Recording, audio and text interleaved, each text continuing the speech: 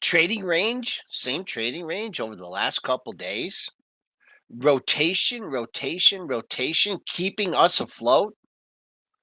Rotation within sectors itself. Some tech, Microsoft down $5. No news. Other tech higher. You know it's a tough environment when your stock gets taken over at a lower price, a take under. Chat, we got a lot to figure out. We need Chat GPI here to figure out this market. This is pre-market prep on a Tuesday. Let's get going.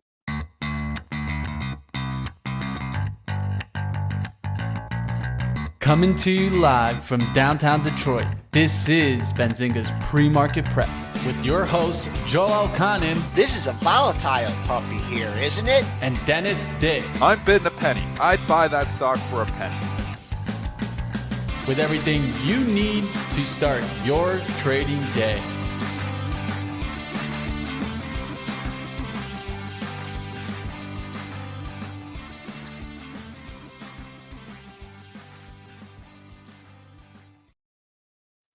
All right, good morning, traders. We were in the green. Now we're in the red by one handle, 41.35 and a quarter. That's your last print. The buck giving back some of those gains from yesterday, down 41 cents at 101.83. Bonds backed off 134, up just a couple ticks at 132 and 21.30 seconds. Crude distancing itself from that $80 level, down 24 cents at 79.50. Gold bouncing off 2K. We're up $13 at 2016.80. Silver back on the 25 handle, up 19 cents at 25.01. Bitcoin over 30K for the first time, I think, in a long time here, maybe going back to the middle of 2022. That's up $830 at 30,250. Well, there's not too many times on the pre-market show when you got Triple D just scratching his head. Microsoft down $4.50. Other tech in the red, but we're flat on the session. Triple D, we got to figure this market out today. Well, it's incredible, the rotation. We've been talking about this, and it's incredible that this mega cap tech has now taken like this opposite, we've been talking about. It's like value. It used to be value versus growth, but like lately it's like everything versus mega cap tech.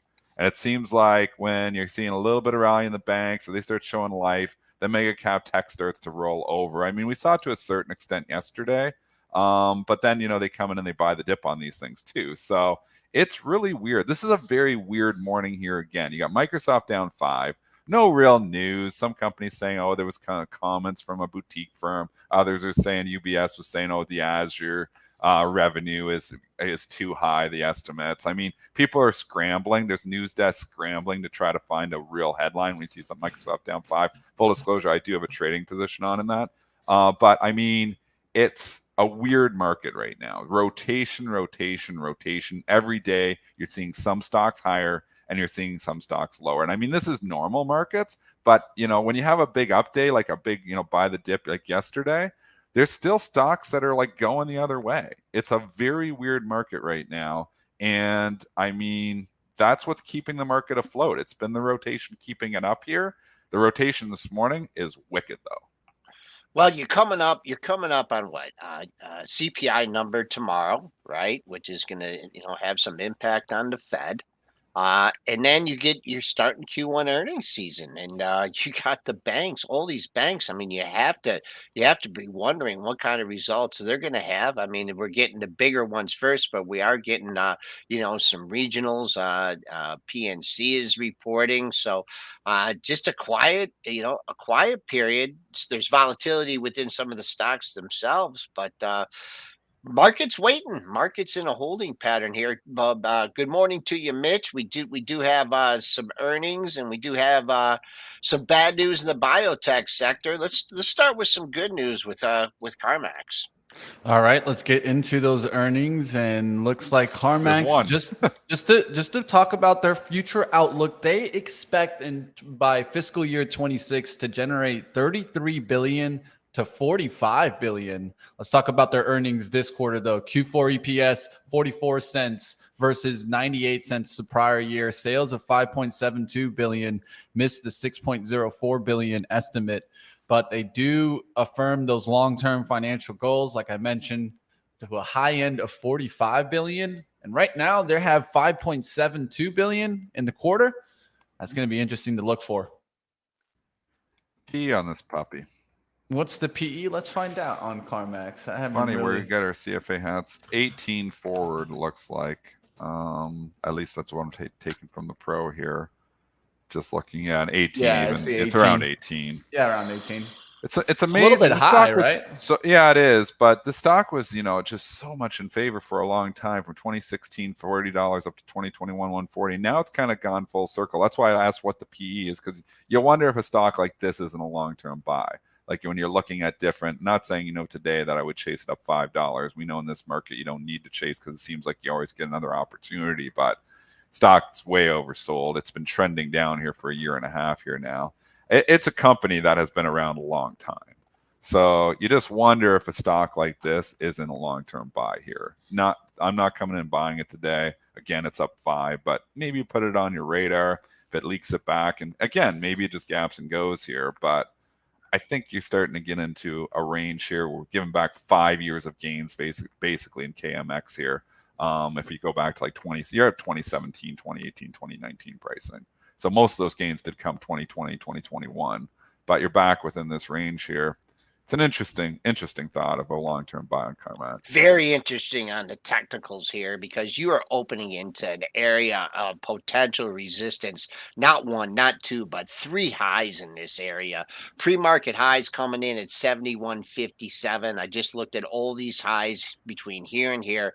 They're between 71 and 72. So the onus is on the bulls here to get the bid, get the 71 bid, take out the 72 sellers, and then things open up on the upside. But I see 3-4 highs in that exact same area.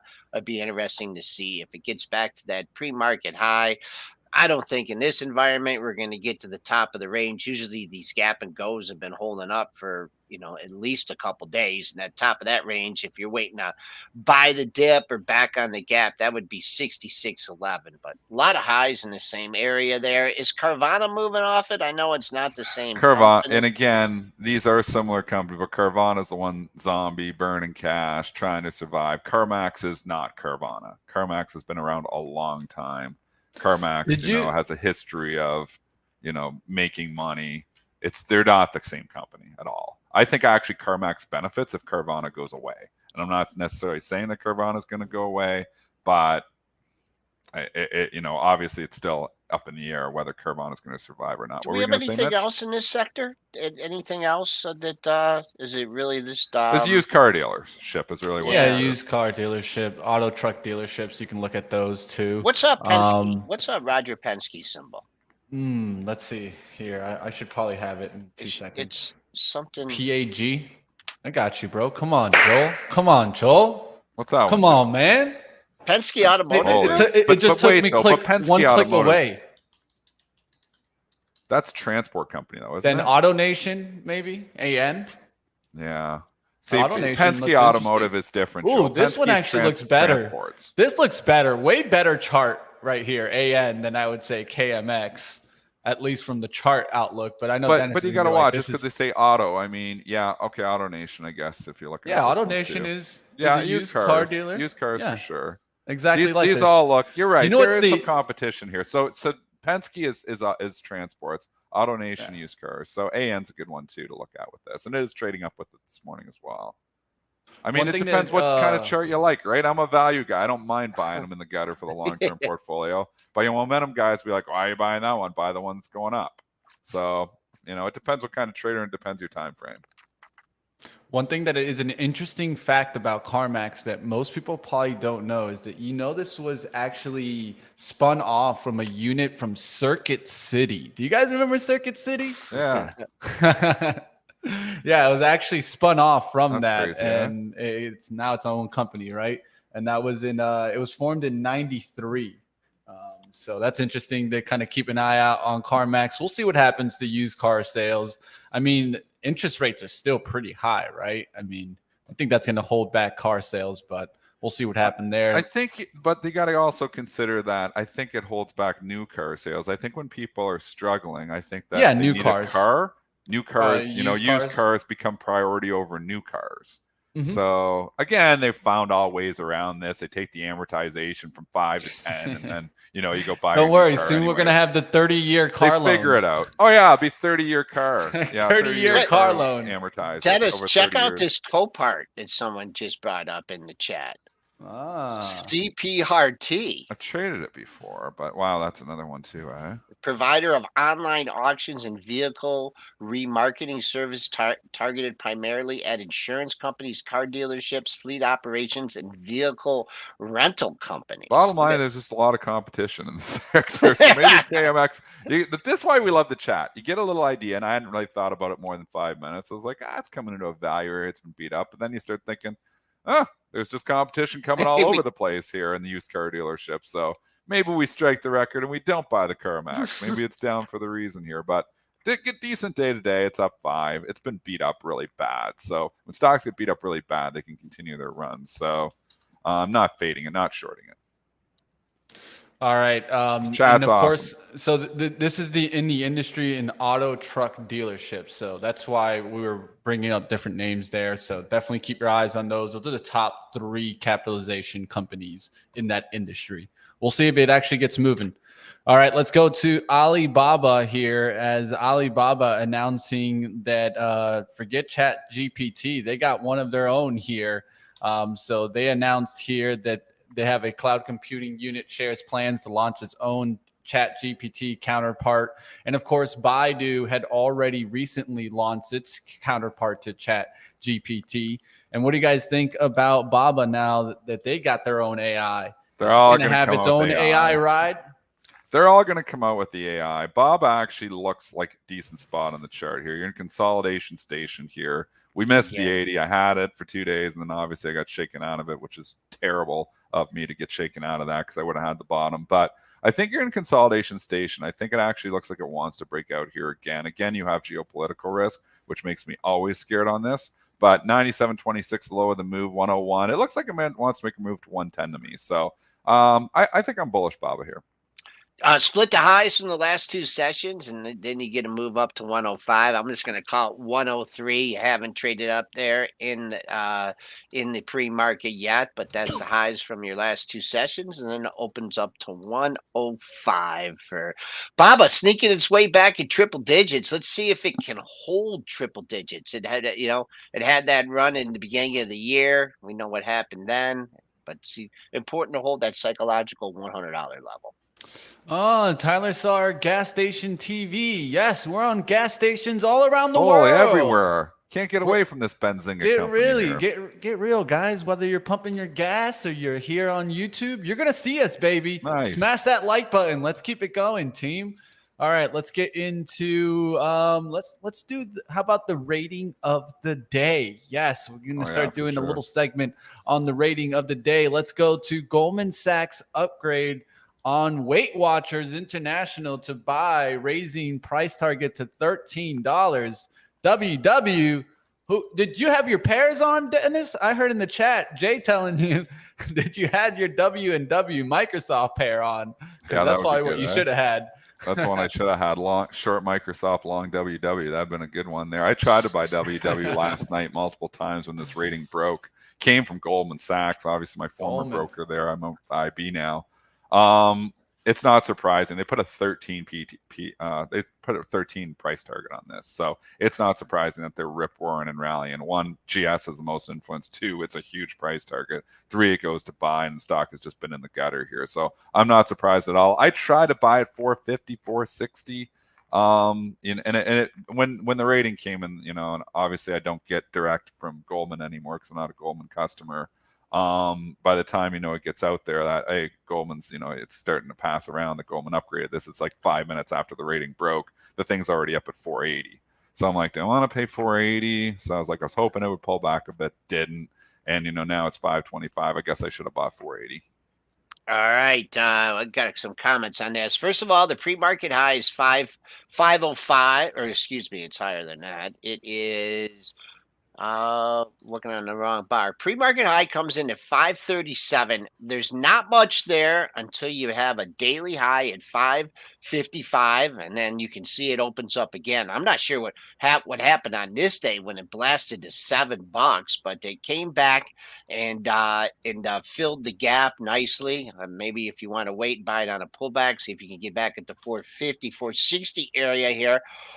I will just say from a fundamental standpoint, I don't know about Weight Watchers long term because I've never heard Lisa talk about a drug as much as I'd heard her talk about Ozempic. And it is a new weight loss drug that is going to change obesity Is in this this the Lily country. one? Who makes it? You know what? That's what I need to know, Joel. Come on, man. That's what I've Well, been Lily talking has to the her new. about. What's the Lily one? This is What's the name of it? Let's Google it right now. What's the name of the yeah, drug? I'm ready. I'm ready. Ozempic. Ozempic. I definitely don't know how to spell that, but I'll try. I'll give it to you. OZEM. I see. I have it already in here. I'm trying to figure out who makes it though. It's Who no. Oh, makes that's it? the Novo drug. That's Novo Nordisk. Novo. Yeah, they've been talking. Lily has the drug, and that's the Novo one. Oh, So have you NVO and Lily have the two weight loss drugs. Dude, did coming. you see this stock take off? It Oh, gapped. And did on you the see first day, I Yes. was like, is this a floating island type of play? Did we want to go after this one? Man, Oh. I didn't have my man Ryan in the chat that day. I don't like to play these often, but it did look good What's there. the symbol on that again? NVS. You know what? I asked her about which companies and what she said. She's like she wants to open up a compounding pharmacy. And NVO. Sorry about that. Sorry about that. NVO. Let's get it right. NVO. I want to get it right. NVO. NVO. Yeah. Maybe people. Yeah. Look at this thing. Just starting to move. absolutely Joel, marching. you couldn't give us this in early Oh. 23, man. Come on, man. I can't. I'm gonna. We needed this last year. Yeah, Joel. we needed this Oh, last man. year, Start Joel. I'm talking Come so about on, mad this. at her. We man. need I'm not Lisa on talking the to show. her. She needs to redeem We need herself Lisa on the for show. Peloton. Yeah, you know what, Joel? When you're out next week, we could bring Lisa on. bringing Lisa. Well, actually, she's going with me. So I mean, oh my lord. Oh, and We someone needed this in. drug a year ago, Joel. How Oh, long she was? I don't know if she's she's been talking about it. Oh, What I'm else is she so talking? upset Stop. with her. What We're gonna other have drugs is she talking? We're gonna have about? an argument, and we're definitely gonna have an argument tonight. What Unless- other stocks is she talking about? Give Yeah, us what else did more. we talk No, about? this is just it. Ozempic. Okay. No. The day she mentions another drug, the first day, bring it to us on this show. We want to know on the day one, not on day 100. All right. Yeah, there would have been an opportunity here. NVO has been going up here nonstop for 6 months. I'm So, gonna and we text do her know right they now. talk about this one on. They talk about the Lilly drug and they talk about the Novo Oh, drug this is on CNBC. yeah, and on our show. Now. So I think we're gonna have to keep an eye on that Lilly, right? I mean, Lily's been. I'm still upset. I got cut through the 330 on the pullback. I'm ticked off too. We said it on the show. When it was down to man, that 320 thing and just 315. launched off, man. We kept saying eventually this is going to turn around. This Lily's going to turn around, and It's a we tough missed one. this one too. Yeah, Obviously, it went you for know. that down gap between 320 and 310 on the daily for the October gap. And I think that was the area that I should have been targeting. I was targeting more that it wouldn't go through that gap zone, but that's when it cut me out through that gap. But that was a nice little gap pullback and then launch. Yeah. Disappointing. That's what I'll say. And I mean, healthcare overall has been starting to get we really missed that. strong. Look at Merck's chart. That looks to me like it wants to go. Healthcare again was going to turn eventually. It was in the gutter. We talked about Johnson & Johnson. We talked about a lot of these stocks. Hopefully some of the chat picked them up because they were just beat up. The healthcare stocks kept getting beat up and eventually they were going to start to turn around. I mean, the valuations were coming in, never been cheap, but when the market starts to play a little bit of defense here, gets out of its tech FOMO going, they moved it back to drugs. I mean, this is where the market finds it safe.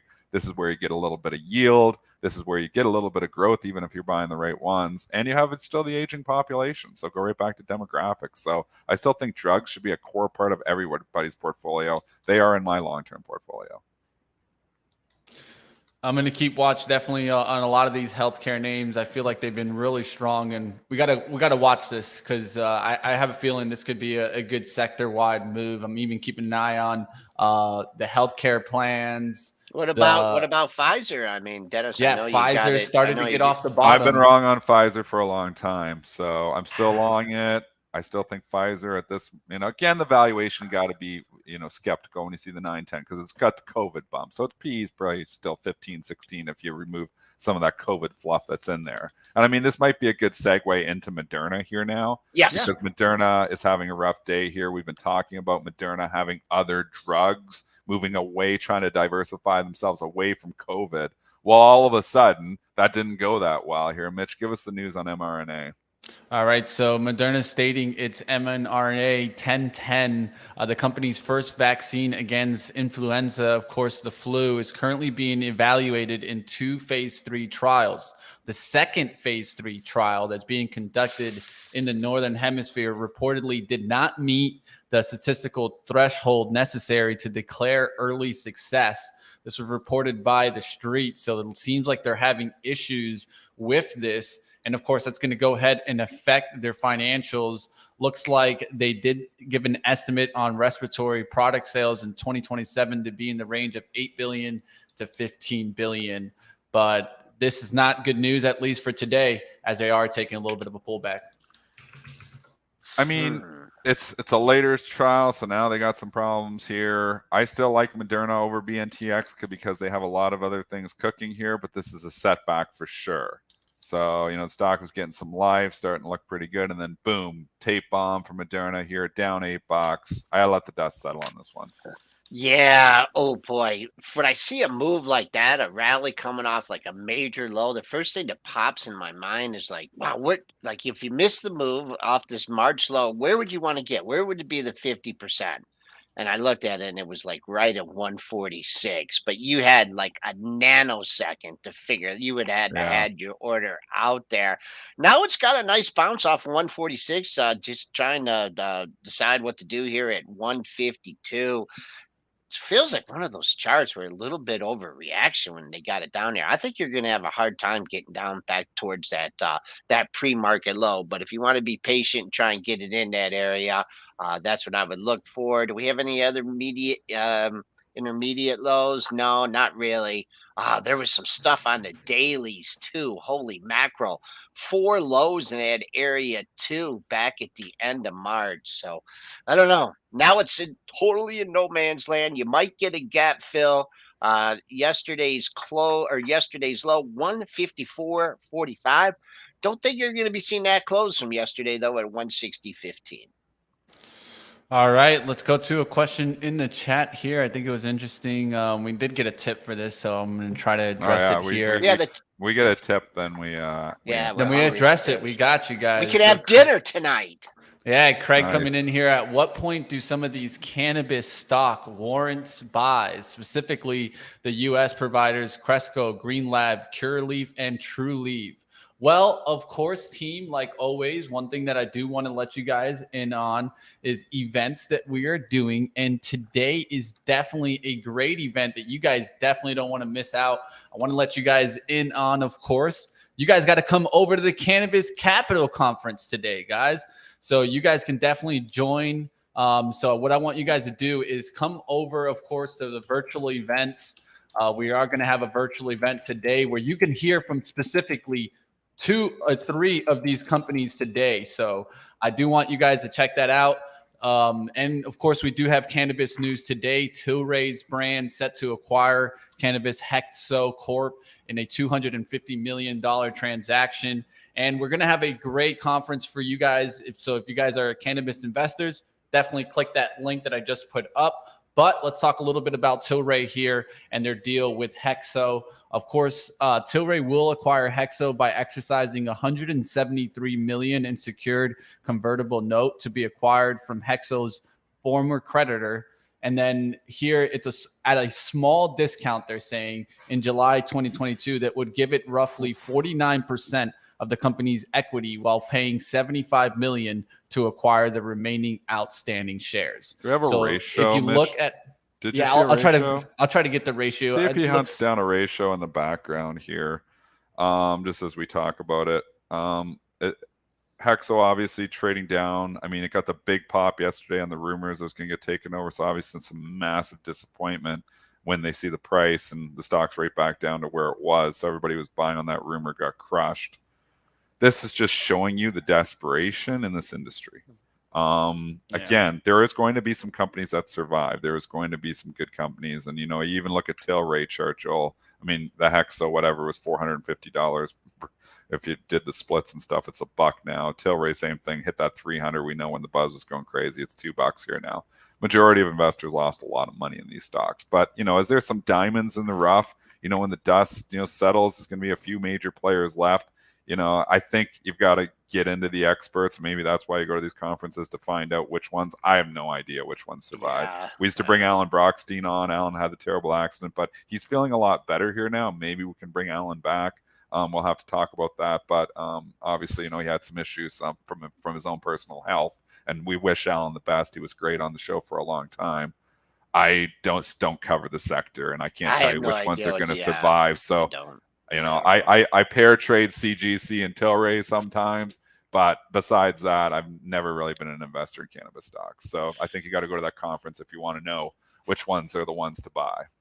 Yeah, I'll take a pass on these as far as the technicals go. Figure out your ratio. I just say that Tilray. I mean, it's trading down here 19 cents. Had a nice 2-day move here, so important to get back above yesterday's high in Tilray, and that comes in at 266. Currently trading 255. So wow, they're not hitting it that much, but figure out the ratio, trade that. Still trades pretty good volume though, 18 million shares. And what was the all-time high in that? 300 on Tilray. Yeah, the Yeah. whole number theory. I remember that when it's going limit up that day. That just shows you the silliness that sometimes goes. Again, in the short run, when a stock is hot, valuation doesn't matter at all.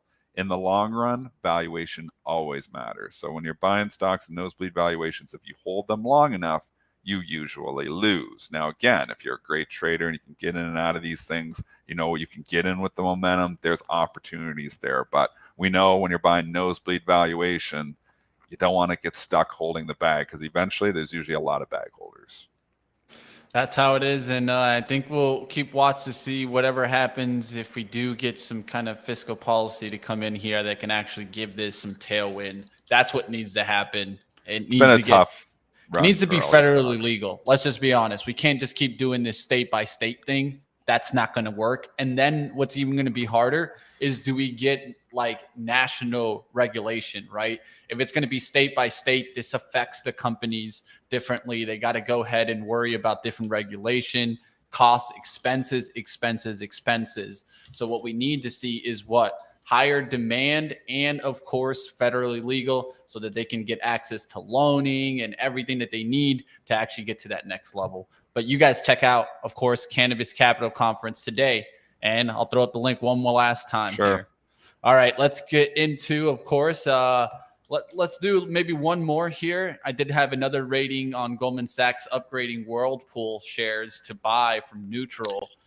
So we could take a look at Whirlpool today. This is not a chart that I look at often. What do you guys think about Whirlpool? I'll tell you, Goldman could turn it around, though. Sometimes you just need a vote of confidence here. This stock has absolutely been killed as well. It's got a 5% dividend here now. People are acting like they're never going to buy, a washer dryer here again, or any of these Whirlpool appliances here. I think at a certain point in time, Whirlpool is probably a buy. Goldman upgrading it, I wouldn't fade it.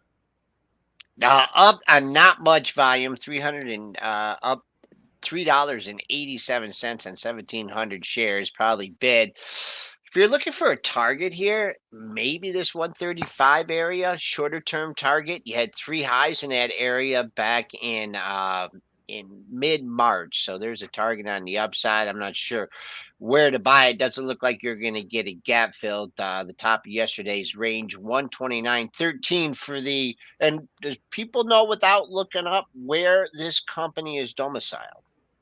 It's got to be Michigan. Joel wouldn't ask. Michigan, yep. Benton Harbor. Benton Harbor. Nice. Yeah. Yep.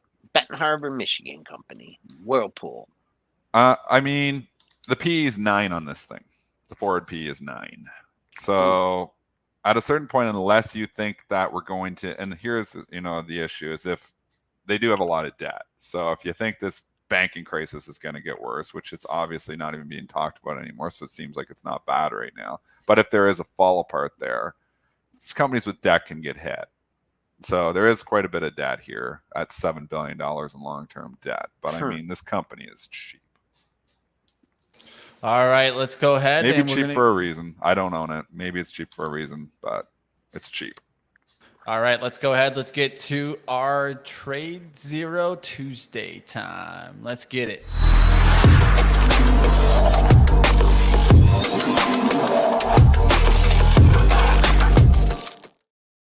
All right, how we doing, Dan? Welcome back. Morning, folks. Fantastic. Happy Tuesday. Happy Tuesday indeed. And it seems like we're finally getting a little bit away from the bank concerns. It's been a huge rally in tech, and it seems like it's definitely climbing the wall of worry. Is that what you're seeing out there, Dan, right now? Climbing that wall of worry? Yep, we see folks, back to some patterns that that were traditionally, sweet spot for our traders. The memes and the bank stocks, which I think they're fading out of the bank stocks right now, both the regionals and the majors, and just looking for those intraday, gap up opportunities. There's a ton of small caps today that are up, 100+% that many of our folks are fading and trading. So, for the last couple of weeks, I'd say the last week, once the kind of the banking stuff died down, we've been noticing a shift towards that sweet spot for our folks, which is, those intraday gappers, especially in the, lower float, smaller cap opportunities. And for a while that, those were taking places by, the First Republic and other banks like that had some, stigma around them.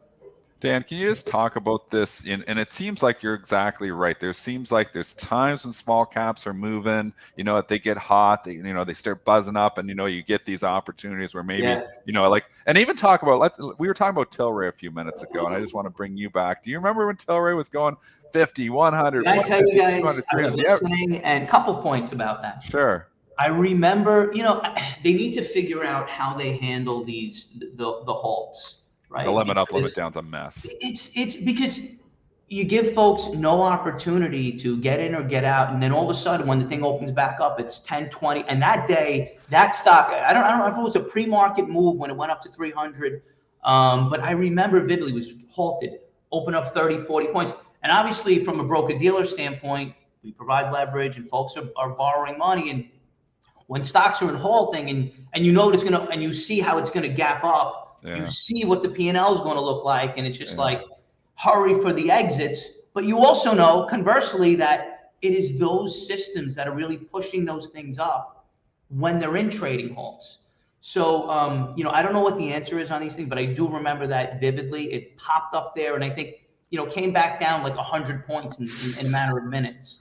If memory serves me. Yeah, it wasn't up there for long, and I do agree with you on this limit up, limit down. It seems like, it works well at times, but the whole point was to bring in liquidity. But now you get these small caps and these news events, and they're like, they open for 15 seconds and then they halt again, and then they open for 15 seconds and they halt again. And it's more disruptive. And I watch, and the limit up, limit down doesn't apply in the pre-market. And sometimes you watch, and the pre-market trading is smooth.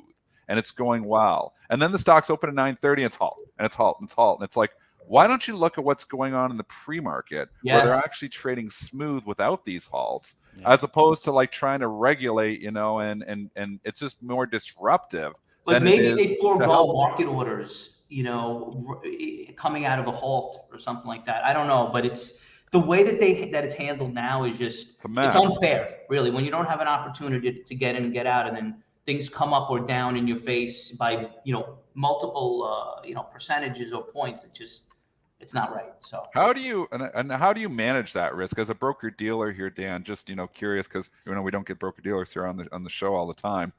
How do you manage the risk? Like when you've got multiple clients in some of these stocks that are getting these halts, Like, is it like how do you manage that risk as a broker dealer? Well, there's a lot of automation, obviously. Yeah. It's hard to do on a manual basis, but Yeah. you do have to have eyes on things because, it's the human that would see and be able to pick up on, on our platform, we have little indicators for limit up, limit down. And as those bubble up to the top, you can see when the halt is going to happen.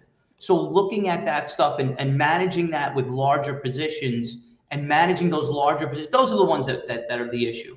The folks that have really big positions going into a situation where you're going to get a halt. And then when that happens, you don't know where you're going to end up, when the thing opens back up. So mitigating action is best when taken in advance. Obviously, when you're in the halt, you're along for the ride.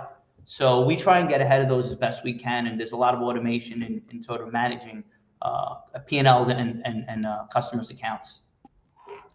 Let's take it back to the small caps here.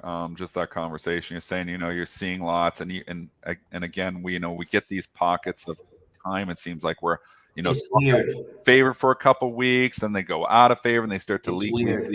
It seems like they have these violent spikes, the whole small cap groups, and then they just leak. Right. And then a few months later, they have violence. And then you're trying to figure out where is the next attention? Where is it now focused? Because it's somewhere. It may not necessarily be in active trading, but it may be, attention on, an investment for a couple of days or whatnot. And we're always trying to, stay current with what we're offering to people and providing them the abilities in the areas that they really want to focus on. Yeah, right now, definitely the AI hype has really started to take over. It seems like there's always some new kind of hype that really starts getting stocks. I'm sure you're hearing it from a lot of your clients right now talking about AI stocks. And a lot of these are some lower kind of volume, lower float type of stocks that you might need, of course, like locates to try to attack if you're trying to go against these names, or maybe hedge like a long that you got a big return and you're just like, all right, well, now I just need to kind of secure this return, right? Different ways to go about it nowadays, of course. And a lot of these are going to be the short locates to get after these names. How are you guys doing right now with these kind of AI stocks?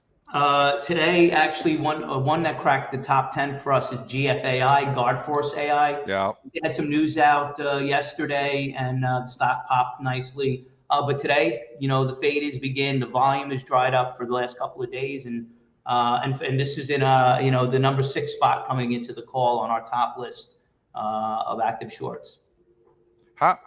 How do your traders, and obviously, it's not everybody, but I mean, how do the better traders time these fades? Because it can be really dangerous to obviously, just jump in and say, oh, this stock's up 100%. It's going to come back down to more. I'm going to short it. And then the thing goes up 200% and you're underwater. I'm always kind of spooked sometimes on fading these things. How do your better traders time these fades? You know what? If I knew, I would be doing it myself. Honestly, look, I've been on enough. I'm not a trader, like I told you guys. I'm still holding the same stocks.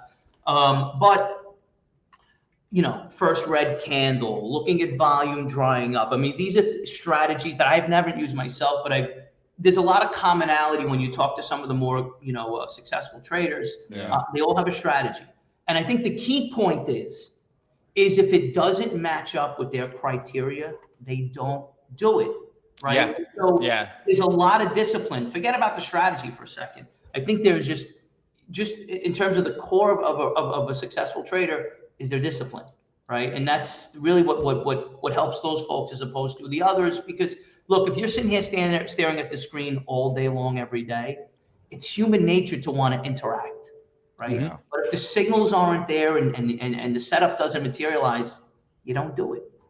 Yeah, and I think it's an important thing, like you just mentioned, Dan, that you don't do it. But what if you already got those locates? We'll get some credit back, right? Yes, sir. That's right. That's what TradeZero can do for you, right? I mean, get that credit back, because the truth is, especially if you're getting short locates, there's going to be times where you're just going to have to sit on them because the trade setup is just not there. And I think at that point, you need to have some ability to try to get some money back, right? I mean, that's right. And also paying it forward, right? Keep the next trader in mind. It was maybe hard for you or took you a little while to get those locates. Pay it forward. Market for credit, give it to the next trader. Exactly, and especially when demand are driving these short locates higher and higher, especially when these stocks are coming out of halts and things like that. Yeah, That's exactly. definitely going to change and shake things up for the demand and the supply that's out there for the stock. It's always great to talk to you, Dan. You guys, like always, you guys see it. We bring it up on a daily for our stocks to watch. You guys check out TradeZero's flagship software here. Definitely check it out, team. And of course, if you guys are ever looking for an extensive inventory of short locates, check out TradeZero. We'll have you back on, Dan. Take Gentlemen, care, man. always a pleasure. Go get them. Thank you, Dan. Always good to have Later, you buddy. on, Dan. All right, let's get back to the market. Joel, how are we looking right We now? got a rally going on. We got Rally? a rally. Yeah, rally. And Sneaky Microsoft is not Hmm. participating. No. But yeah, we're getting some nice movement here. We bounced off the pre-market low at 41.33 1/4, and we're right back at mid-range on the session. Tesla bounced back. Mitch, I gave you a level yesterday in Tesla. Did you pay attention to it on that Tesla short? I know I covered into it. Are you still? Did you cover No, Tesla? he Come on, covered. come on, Dennis. He had to We don't let cover. winners become losers. There you go. Come on, man. We don't let winners become losers. That's a good I got tip out right at there. so I took some into the 79s and the 178s. But then I got the rest of it out at 180.13. So as it started coming back through 180, I said, you know what? I'll get out of this trade because it seemed like a day where I started seeing the climbing of the wall to worry.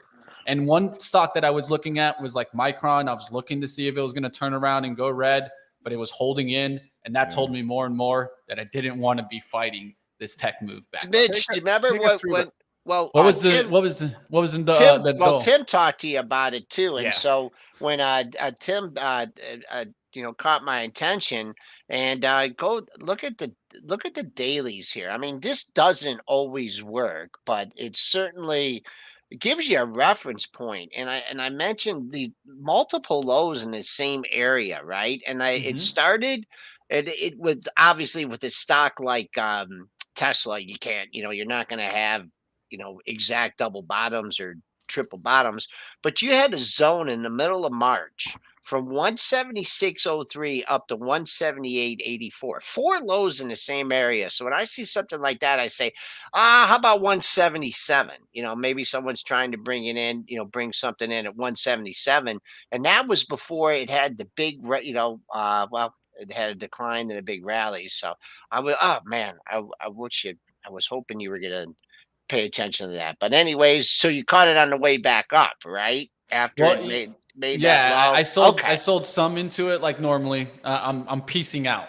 You Out, bought right? it. You bought it. Yeah, It's exactly. covering Sure. into it. Covering. Yeah. Okay. So it wasn't a bad trade at all. I mean, especially overnight. I mean, and it's like you never know, right? When we're coming in, we don't know if we're going to get a tape bomb. We don't know if we're going to get a catalyst that can move the market. This one fell in my lap, right? Sometimes it is, sometimes it isn't. Triple D made a good comment too, and he was like, it's down, but people like to buy Tesla.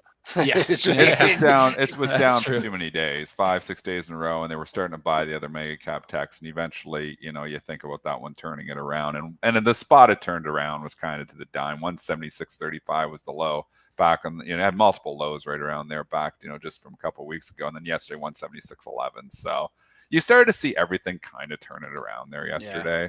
So, and I mean, that's what this market, it's about identifying. You could feel like Schwab was having a good day. And I tweeted out yesterday morning, after the financials. open. Yeah, you could feel like Schwab was having a good day and Carey was having a good day. And then the market was down 30 points. I was like, you know what? If these banks continue to hold up here, they're going to start buying stocks again. And that's what they did. So I actually bought SPY for a swing trade day yesterday. Right after I tweeted that out, I just kind of had a feeling that they were going to buy the market back. I bought the SPY. Off that double bottom. I was like feeling like that there could be just for a day trade, like a true day trade, not like a scalp.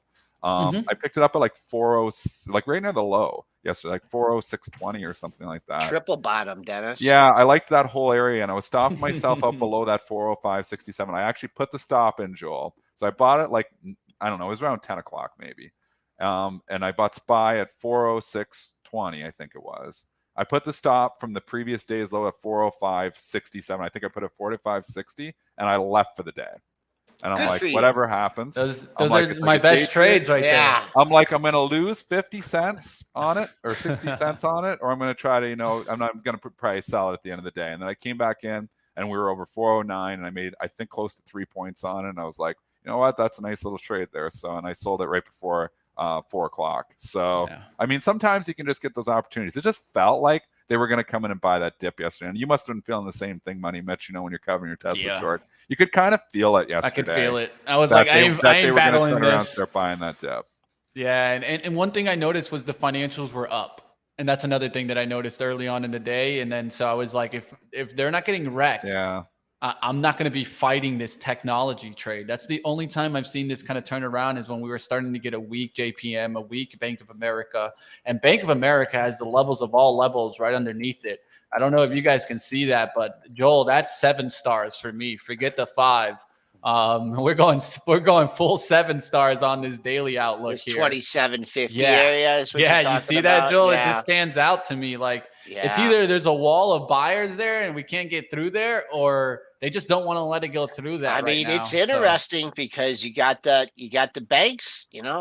Friday's going to be a big day. I guess they're thinking that it's not Bank of America, but you know what? I'm trying to figure out. I'm seeing the news here on Warren, and I'm trying to figure the out. Japanese buys. Yeah, the Yeah, Japanese buys. Yeah, trading houses. I'm trying to. I mean, I guess there's no way for us to. How do you count? You don't get. We can't get exposed. I mean, we can maybe do like I don't know. I don't maybe even know some what you do. emerging I mean, markets. what are Well, some it's of the big, EWJ is the ETF. Yeah. But I mean, EWJ, he's not yeah. buying the entire market. Is it? Don't you think though? Like they're talking, you're seeing in multiple headlines. Oh, Warren's going to buy some. He's over in Japan right now. That's where he's at right now, I believe. So obviously, there's going to be talk. Oh, Warren's in Japan, so he's buying Japanese. He companies. owns some now. Maybe he's just visiting, some friends over there. I mean, why do we have to? He's doing this interview, I think, on CNBC too. Why do we automatically assume because Warren traveled to Japan that he's going to be buying all these Japanese companies? Why do we automatically assume that? He has raised stakes in all 5 trading houses, is what it says. He He's raised some in. stakes. He's dipping his toe, Dennis. He's don't know what dipping he's his toes. But he already holds those. Right. Yeah, he's just adding a little bit. He's considering buying more. That he's going over there to buy a whole bunch of Japanese companies here. And he He's says, just- when you're over there and you're doing an interview, obviously you're going to talk like, Yeah, you're you going to say, know? oh, I'm going to sell all your companies here. You're doing interviews and stuff. So He went over there. He was I'm like, not "I'll reading buy as a much couple into this as people more think. percent, couple Yeah. more. I'll get a percent or two just to look nice. I'm over here visiting. There Might you as well go. get a little bit There more, you right? go. There you That's go. what it is, Dennis. It's like I a think gift. So too. It's politics. like a gift. It's like a gift. It's politics, right? politics. We'll take a little bit more as we're here having a good, dinner, and we'll keep moving along. Make things look good. He's not Hey. traveling Can he to maybe, Japan and saying, I'm shorting all your stocks. Yeah, that'd be kind of. It wouldn't really make sense, right? I mean. Could Or he maybe he swing by wants more. China while he's over there and maybe talk to Chi and see what's going on I over don't there? think so. I don't think that's gonna happen, Joel. But No? maybe he can buy some more oil. Maybe some oil. I Oxy? still think he's going to Oxy, eventually buy all of Oxy just by Oxy keeps coming back Let's down take there. a I want look the at Oxy oil to come back. stocks. Oxy was so awesome to trade down there. I still have the long-term holding, but I still want to come back just to start trading it again. I want to go buy the 58 again and sell the 60 and buy the 58 and sell the 60 and buy the 58 and sell the 60. There were so many opportunities down there to buy it at the 57, 58 area, and then it eventually comes back. I love having that Warren put. That's just been the trade is Oxy 57 to 60. This has been going on for like a year and a half now. It's I like tried this to is the jam best Warren, level but I of couldn't do levels. it, team. I couldn't jam Warren, man. We were like, yeah. And What Mitch are you has doing, guts to short Mitch? it. Hey, at least I made a Gutsy, profit, man. baby. At least I made a profit. You got out of there somehow alive. I don't know how you got out of there alive, but you did. Dennis, Good trading to you get out of there gotta alive. you gotta be willing, man. You gotta be willing to take some shots, but also know when you're out, and also no know when to shorting flip. Oxy at 58 for me. Not even No. in the day trading portfolio. It's only longs at 58. Know to flip, because Funny. yesterday, I'm not gonna lie, I didn't take it, but I was watching this 63 area, and I'm starting to see this start moving its way back. Can we get moving to the upside here? I mean, it doesn't look too bad. if we can especially clear, let's say like 66.50s, get into 70 area, I think Oxy can look really strong on the What chart. about this crude hanging up here? You Yeah, know? crude is an I don't interesting know. thing. That would be. I'll look at the Oxy chart, but I mean, when are the next production numbers come out, and then we can find out really what's well, if they even give the true production numbers. But I mean, look at it just holding up here. I mean, what's the next catalyst to take this thing up? I'm looking for a gap fill in here. I don't know when it's ever going to happen, but whatever. Multiple low. Someone's making a big stand in the 79.40, 79.50 area. There's a roll coming up too. Maybe they'll do the rug pull on the rollover, catch everyone. But it's just hanging up there, just like gap and go. It's just not going anymore. I tell you, if you do see some M&A happening here, though, that will kickstart it. That's a possible catalyst. And we obviously had the PXD rumors yesterday. Nothing immediately materialized there, and I don't know if there's anything to it.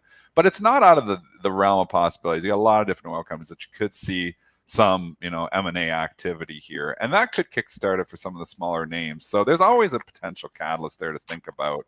I mean, oil, and obviously I missed it for a long time, but on this recent pullback here, I think it was a good opportunity if you had missed it to start to go in some names. I didn't buy the Chevron, but we liked it there, and I know that buyback is still kicking around. One of the biggest buybacks. These companies are still printing money here. I mean, PXD as well. It was in the rumors, but these companies are making a lot of money right now. What's going on with that rumor? I've saw a couple times that they're still kicking the tires on it, so still holding up pretty well, right? Well, it's just Trading, yesterday the rumor just broke PXD, so Yeah. nothing materialized on it yesterday. We talked about the dividend. We researched that and we obviously found out it's a variable dividend, so it just changes every quarter, depending on how much money they make. But it just lets you know when you see the 12%, they're making a lot of money right now still. So I mean, when companies are making a lot of money and they got money, to burn, you could see some M&A activity here. It's not out of the realm. You think about all the industries right now. And there's a lot of, industries that are hurting right now. And, some of them merge out of necessity, maybe a Hexo and a Tilray. But there's also other times where companies are merging just because, they've just got a lot of money. And you're like, let's grow more. Let's go and grab this other part of it. So I think the oil industry is in the other end of it, where they've just made a lot of money here. So there's a lot of money for M&A activity. I think you could see some. I'll give you at least two to keep an eye on that I'm looking at right now that have also nice charts: EOG and COP. I like these starting to come back if oil is going to make a next move up. These are also in Oxy's industry, right? And so I like the way these are setting up. I like the levels. I like the bunch up. You can clearly see resistance and support on both of these. Someone's asking, and we talked about this. What's that? ATN Jet, the volume on MasterCard is probably just prints from yesterday, right? Somebody's talking about MasterCard? Yeah, but because there's FINRA, there's got to be some FINRA prints. It's all FINRA prints. Yeah, if I go to the tape here, 756,000. These are all. This hasn't really traded much at all this morning. Yeah, it usually doesn't trade much in the pre-market. And so there it is across, especially when you look, and the closing price was 60.14, and then you're looking 60.14 is the last print. That was just a big all cross, maybe a late print from the close. Yeah, and I mean, those Visa stocks and MasterCard, I can see them continuing to move higher. They're just slow moving. They're unbelievable. And again, MasterCard was probably my 23-year, my best long-term investment ever. And I finally have let it go just because I feel like, it's not a cheap stock anymore. And it's moved up so much. My average cost base on MasterCard was $11 from about 17 years ago. 360. Maybe I should have never sold it. But again, you can say, oh yeah, I'm going to hold these stocks forever and I'm never going to sell them. But when the valuations, it's not cheap, MasterCard. I think it trades 27 or 28 times. And, I've been nervous about the market for a while. So, I've sold a lot of different stocks that I've had for a long time. When you take your portfolio, to 65% cash, there's some stuff you've sold. But, MasterCard has been resilient. It's held up very well. Maybe it continues to just grow.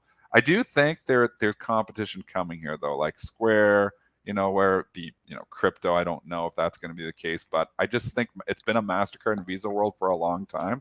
I do think there's eventually competition coming for them. And that's what makes me, just not want to hold them for the next 15 years. Well, what about the Bitcoin stocks? Bitcoin makes Bitcoin sense. stocks, man. This rally, though, if there was ever, and we've been talking about this, Mitch, and I'm with you, if there was ever a time for Bitcoin to rally, it's when we're having banking problems. So this rally makes complete sense on Bitcoin here. Like a lot of times I'm like, I don't get the rally. We've been talking about Bitcoin on this show for a little while here now. I get it. And I get that it continues to go higher here because you know what? This is what the Bitcoiners were predicting. So you know what? If they're right, they should be getting paid, and they are getting paid right now. Bitcoin breaks over 30,000.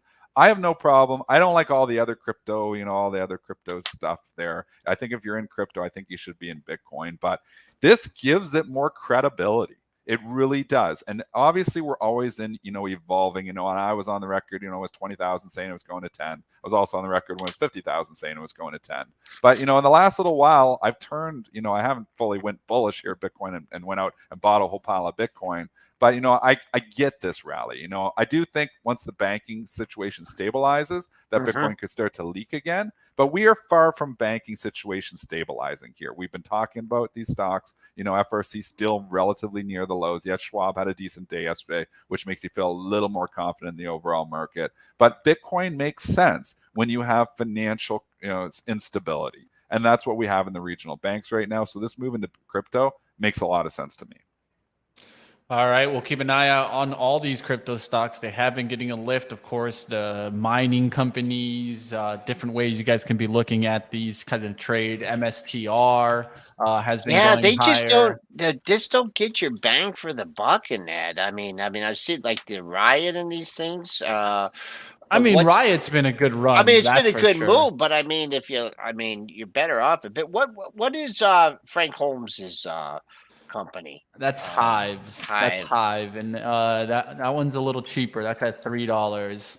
Again, these were valuation plays too, Joel, that the valuations Mm-hmm. just got crazy. And again, when Bitcoin was ripping to 50,000, 60,000, everybody was buying these, these crypto miners were going to all mint. The valuations just got stretched. It's not that some of these were really even bad companies. It's just the valuations got crazy. Hive at $25. I mean, these things were just trading, 100, they it's were the trading underlining asset. Let's just keep it simple as this: the underlining asset behind these companies, right? That's what it is. It's Bitcoin. If it's higher, these companies will be worth more. If it's lower, these companies will be worth a lot less, right? And I think that's what we need to kind of keep an eye out for. And I mean, it's got to be somewhat concerning if you're in Mara and you've watched Bitcoin go from 20,000 to 30,000 and Mara has kind of gone nowhere. It's got to be somewhat concerning that maybe, you're in the wrong stock. Riot has actually done a little bit better. Riot has actually come back a little bit there from the low. So it's been the better one of them all. But I think I like what Mitch was saying. If you're a Bitcoin bull, why not keep it simple and just buy your Bitcoin then? As opposed to trying to pick, this miner is going to do better than this. There's pair trades to be had here, and I like the different pair trading aspect of the Mara and the Riot and even the Hive. But from a long-term investing standpoint, if you're a crypto bug and you love the Bitcoin, why not buy the Bitcoin then? Do we got news? People are asking here about Snowflake, and we were talking about that. Take a look in the pro. Microsoft and Snow are the two stocks that are really lagging here today. They're the two that stand out here. Again, I have a trading position, Microsoft, which I will get out after the open. Snowflake, I have no position. There was multiple commentary. Somebody said there was a boutique firm that made some commentary. I mean, we were reaching, all these news desks are reaching for news here. I haven't seen anything that really stands out to me here as the reason for this. There's a lot of rotation. It's not just Snow. There's a lot of tech stocks that are actually trading in the red here today quite heavily. I mean, Amazon, quietly down $1 here too. I have a trading position in Amazon too, which I'm going to be getting out at the open. I also have the long-term investment position in Amazon as well. Just full disclosure. I think just rotation. We're just such wicked rotation. Snowflake feels like it's got to be something on it though. Like down $6, it's down 4%. It's down. Yeah. You feel like there's somebody said something somewhere. Yeah, it's just some insider sales, but they're not big. And they don't usually move stocks. 2-day low. You come into a 2-day low. I mean, it's one of these charts where it's not, sometimes like the Moderna. Let's just go back to the Moderna real quick. You could found, that had that spike low, and then you can now, oh man, I missed the dip. With this one, see what happens at the open. But I will say for Snowflake, if you're looking, if you don't see news, you're shrugging this off, you wanted to buy it. There's one daily low in here at 140.88. You haven't hit that yet, so maybe your risk is down to the March 30th low at 38.76. But you just see what happens. See if they get to that 2-day low, 140.88. So, all right, S&Ps are kind of range bound here. We're good. Big time range bound. Snuck into the 4140 handle. And now we're just flirting right here with unchanged ahead of that big CPI number. So, Triple D, I'll check in with you at the top of the hour. Everyone have a good day out there. I think we get PPI too, do we not? Yeah, that's Thursday, Dennis. Yeah, so Thursday you get PPI, Wednesday you get CPI. Isn't that lovely? Some major inflation data coming here. So you're going to have some chop, people positioning ahead. And, and I think we're going to get chop afterwards too. I just think we're in another year of chop. That's why, I'm more of a fader of moves. Even yesterday when I had that pretty good day trade on SPY, the overall thought process is we've dipped here for a couple of days here. People are looking to buy the dip. Eventually they're going to come in. I had a level lean on, and that's, where I had a pretty good trade off of it. But I think we're just still in this environment where the people who are fading the moves, moving against, when the stocks are up 300, 400, 500 Dow points, you're selling into that. Or when you're down $300, $400 or Dow points, you're buying into that. I think that's the better way to trade in this, contrarian environment we're in. Some people, are still momentum traders, and they're going to find the stocks that are going to go up and buy those, or they're going to, short the stocks that are going to go down. But I really feel like we're in a contrarian environment. I think that's the best opportunities is still fading moves. One thing that I'd note is the lowering volume that we're seeing. And we're seeing volume come really down, even down prior to relative. Yeah, no conviction in this move. That's what I see there. Yeah, at least from that volume. Yeah, stocks are rising, but not everybody's running on this rally, or everybody's in on this rally. Yeah. So why. Well, the banking situation, of course, right? Let's just be honest. That's what the worry is still out there. And yes, it's gone down extremely, but the banks still haven't come back. If I saw JPM back at like 140, that'd be a different story. Right? What would you think, Dennis, if you see JPM I want back to at like see 140? Schwab is one I'm watching close. And I love that Schwab was rallying yesterday. It's another reason that I did take along on the SPY because I was feeling like it was the day when that market was down, 30 handles, and Schwab was going green and starting to rally. I felt like that was going to lead us out of here. I'm still using the banks as an overall indicator here. So it was a good day yesterday, but I completely agree. I can't really start to just come in here and I'm taking my 65% cash. I'm putting it all in right now because we're turning around. I can't do that without the banks. And people are going to say, you can rally without the banks. We've done it for years, but we don't do it with bank failures. So I just don't know if we're out of the woods here yet. Carrie is telling me we're not out of the woods yet, even despite Schwab having a good day. Carrie was up a bit, but we're still sitting right down near the lows. So we need Carrie above 45. We need Schwab here to hold those gains it got from yesterday and start to make a run here for 60.